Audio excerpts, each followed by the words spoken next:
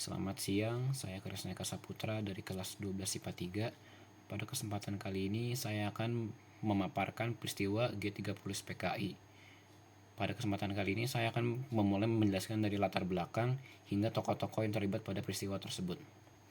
Kita awali dengan pengenalan peristiwa G30 PKI itu sendiri. Peristiwa G30 PKI atau bisa disebut dengan gerakan 30 September merupakan salah satu peristiwa pemberontakan komunis yang terjadi pada bulan September, di mana peristiwa tersebut terjadi pada malam hari, tepatnya pada tanggal 30 September tahun 1965. Dalam peristiwa tersebut terjadi sebuah kudeta. Setidaknya ada 7 perwira tinggi militer yang terbunuh dalam peristiwa tersebut. Peristiwa ini terjadi pada dasarnya diawali adanya Partai Komunis saat itu sedang dalam kondisi yang amat kuat karena mendapatkan songkongan atau yang bisa disebut dengan dukungan dari Presiden Insinyur Soekarno-Hatta. Tidak heran jika beberapa orang yang ingin menyingkirkan partai ini selalu saja gagal karena setiap usahanya selalu digagalkan karena adanya bantuan dari Presiden Soekarno-Hatta.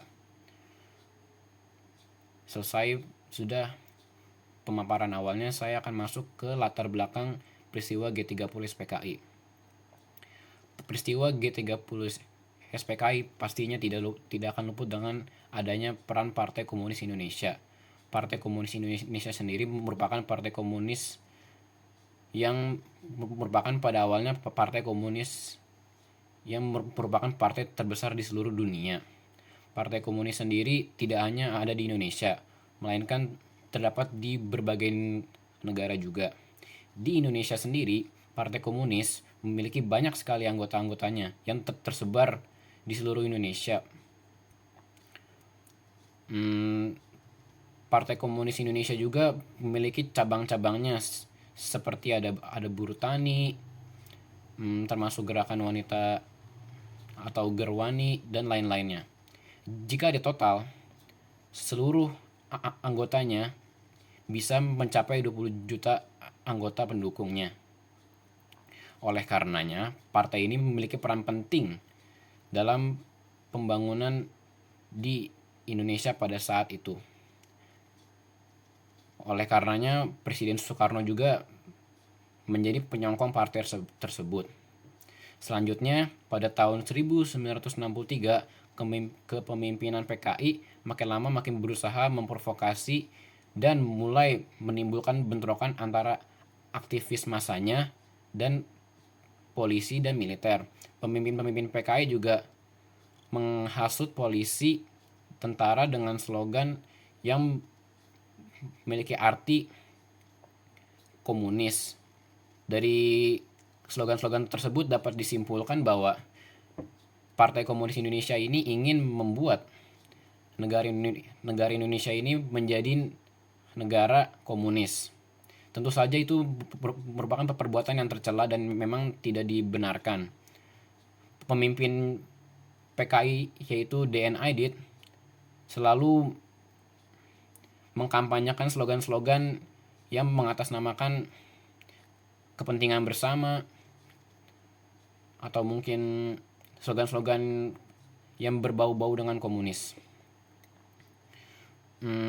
Pada bulan Agustus 1964, DN Aidit menganjurkan semua anggota PKI membersihkan diri dari sikap-sikap yang membuat dirinya merasa terganggu. Mengimbau kepada semua masyarakat baik dari kalangan manapun untuk menyiapkan diri untuk melakukan pemberontakan.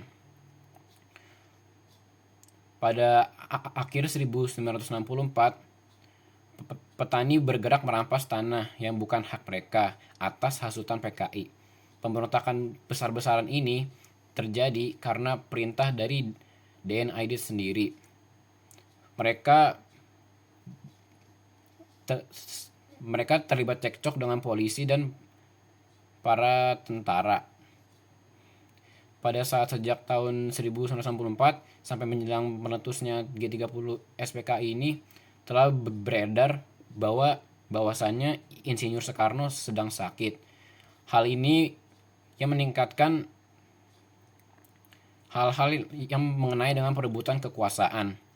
Karena mereka beranggapan bahwa ketika Insinyur Soekarno sakit, pasti ada yang ingin merebut kekuasaannya. Namun, sebenarnya Heidi sudah mengetahui bahwa Bung Karno hanya sakit ringan saja, sehingga hal-hal ini bukan merupakan alasan PKI melakukan tindakan tersebut. Selanjutnya, saya akan menjelaskan kronologi terjadinya peristiwa G30 PKI, atau bisa dibilang proses pemberontakan dari gerakan 30 September ini. Pemberontakan dimulai pada tanggal 1 Oktober, di mana peristiwa tersebut terjadi pada malam hari sekitar jam 2:15 atau jam 3:15. Saya baca dari beberapa sumber sih seperti itu. Dimulai dengan kasus penculikan 7 jenderal yang terdiri dari anggota staf tentara, sekelompok pasukan yang bergerak di lapangan udara yang akan menuju ke daerah Jakarta. Jenderal tersebut diantaranya telah dibunuh di rumah mereka masing-masing, yaitu Jenderal Ahmad Yani, MT Haryono, dan DI Panjaitan. Sementara itu, ketiga target lainnya, yaitu Suprapto, S. Parman, Sutoyo, ditangkap secara hidup-hidup dan dibawa ke lubang buaya. Sebenarnya, target yang utamanya ialah Abdul Haris Nasution atau sering kita sebut sebagai AH Nasution. Namun beliau dengan cerdiknya berhasil kabur setelah berusaha melompati dinding batas kedubes Irak. Itu mengapa beliau dapat selamat dari peristiwa tersebut. Namun, di tengah pengejaran AH Nasution, para pemberontak tersebut melihat Letnan Pierre Tendean, di mana para pengejar tersebut menyangka bahwa Letnan Pierre Tendean ialah AH Nasution. Tanpa rasa belas kasihan, Letnan Pierre Tendean beserta anak gadisnya, Adi Irma, tewas. Sementara Letnan Pierre Tendean dibawa dan dibunuh di lubang buaya bersama 6 jenderal lainnya. Korban tewas semakin bertambah di saat regu penculik menembak membunuh seorang polisi penjaga rumah tetangga Nasution. Mereka semua ialah korban-korban yang tidak bersalah karena para pemberontak itu takut kalau misalkan ada yang melaporkan peristiwa tersebut, dan itu akan berakibat fatal ke depannya. Selang beberapa saat, salah seorang tetangga dari Bapak Soeharto atau Presiden kedua Indonesia memberitahu bahwasannya telah terjadi peristiwa penembakan pada pagi hari berserta hilangnya sejumlah jenderal-jenderal yang diduga diculik oleh para anggota Partai Komunis Indonesia. Mendengar hal tersebut, Soeharto tidak tinggal diam. Beliau langsung bergerak ke markas Kostrad dan menghubungi anggota Angkatan Laut dan polisi. Namun, pada saat pelaporannya tersebut, beliau tidak serta-merta mendapat bantuannya.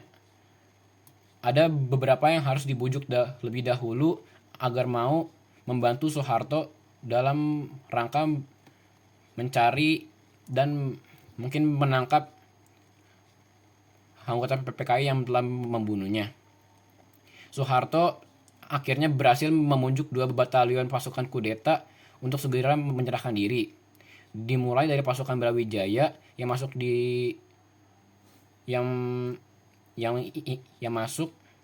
selanjutnya disusul dengan pasukan Diponegoro yang kabur menuju Halim Perdana Kusuma.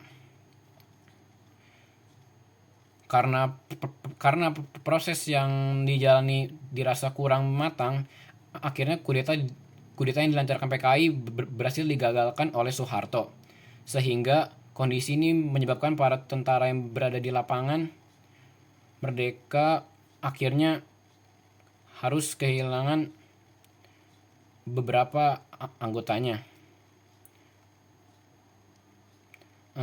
Setelah itu Setelah tahu bahwa jenazahnya telah ditemukan di lubang buaya itu sendiri,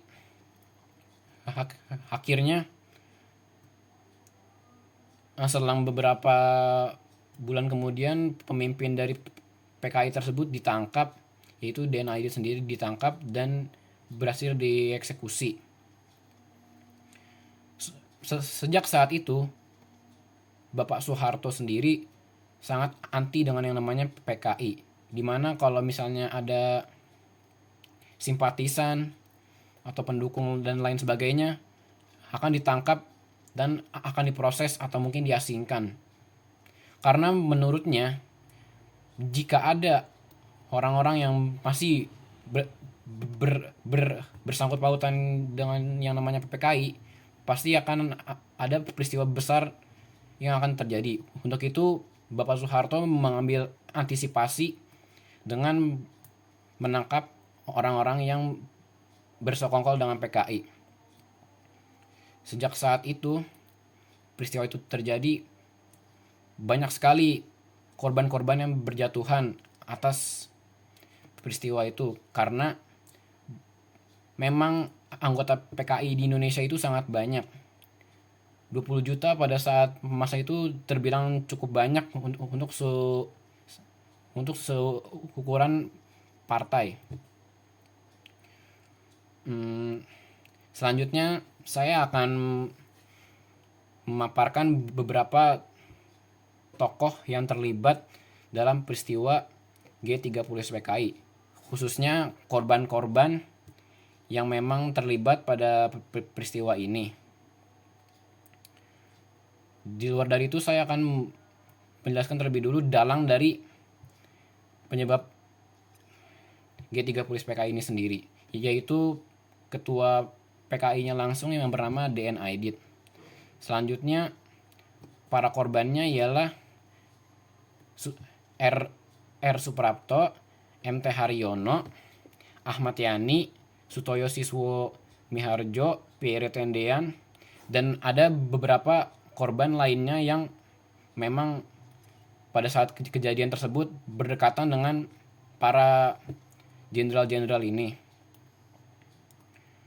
Kita semua tahu bahwa memang peristiwa ini sangat kelam dan sangat menjadikan bagi rakyat Indonesia. Makanya peristiwa ini disebut dengan peristiwa Hari Kesaktian Pancasila yang diperingati pada tanggal 30 September atau tanggal 1 Oktober. Sekian dari saya, kurang lebihnya mohon maaf jika ada kekurangan atau kesalahan dalam penjelasan, mohon dimaklumi. Wassalamualaikum warahmatullahi wabarakatuh.